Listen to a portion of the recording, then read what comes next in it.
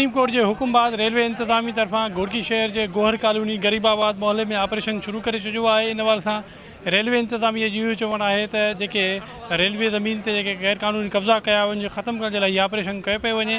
हिन वक्त जो असां गोहर कॉलोनी में मौजूद आहियूं जिते रेलवे इंतजामिया जो घरन के ठाहिण जो कम शुरू करे ॾिनो है। अचो त कि मुतासिर माण्हू आहिनि उनसां ॻाल्हि ॿोल कंदासीं उनजो इन वाल सां छा चवणु आहे।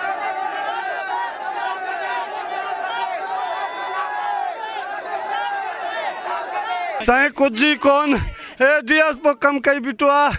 असां गरीब 5 साल रहिया कई ऑफिसर असांखे कंहिंजो माना तकलीफ़ हे आयो इमरान खान असांखे न नोटिस न ॻाल्हियूं वातनि सां चई छॾनि त बाबा तव्हां ॾे नोटिस ईंदा तव्हांजी ड्राइयूं ॾियनि न नोटिस न ॻाल्हि ड्राइयूं असांजूं ड्राइयूं काई वाय असांखे कयो अथनि असांजो कयो अथनि असांखे गंदे मुंहुं दर पदर करनि था। असांजो केरु न जाइ रेड़ो आहे इन में कमाए खाईंदा आहियूं। असांजो केरु कोन्हे रेलवा यार इन टोड़े इन कयो आहे असांजे असां मिसकिननि खे जेको असांखे उथाइनि था पिया। असां गरीब मिसकिन माण्हू 50-60 साल थी विया असां मजबूर आहियूं गरीब असां काॾे वेंदा दरबदर काथे थींदा असांजी महिरबानी कयो असांखे मुआवज़ो न ॾिन असांखे जॻह खाली न कराइनि अल्लाह वास्ते असां गरीबनि जो मदद करनि। सब गरीब मिसकिन 50 साल को वेठा आहिनि हे एक तरफ़ो फ़ैसिलो करनि था नाइंसाफ़ी करनि था।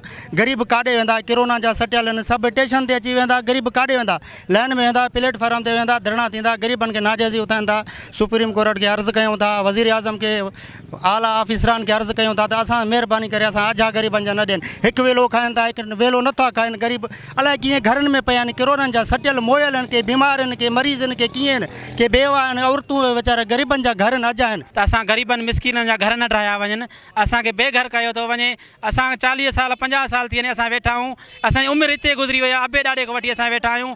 अॻ में कुझु बि कोन हुयो हाणे अची करे हर माण्हू उथियो आहे हर ग़रीब ते हर को डंडो फेरे थो पियो छो ग़रीबनि जी कट जेको वैल लागतो अथनि। ख़ुदा वास्ते असां ग़रीबनि खे न हटायो वञे।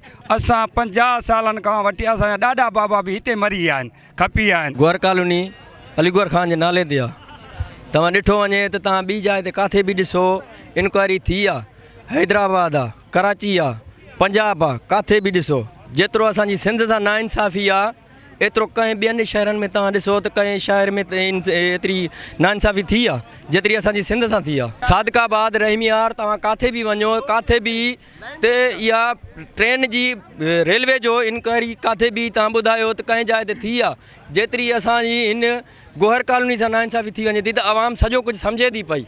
हाई कोर्ट सखर शीशन जज के अपील था कयूं DIG सखर के SSP घोटकी के त असांखे घरनि खां मुतासिर न कयो वञे। असां गरीब मिसकिन माण्हू अॻे कोरोना में मुतासिर हूं पोइ असां बेघर थी वेंदासीं काॾे वेंदासीं। ख़ुदा करण असांजो इहो ई चवणु आहे असांखे मोहलत ॾिनी वञे जिते उन्हनि जी माप आहे सरकारी उते सदा उहे पंहिंजी माप ते घर ड्राइनि वधीक नुक़सानु था कनि इहो ख़ुदा करण असांखे इंसाफ़ कनि। वज़ीर आज़म पाकिस्तान का मुतालबो कयो त फौरी तौर ते इन मामले जी नोटिस पढ़ी करे उनसां इंसाफ़ कयो वञे।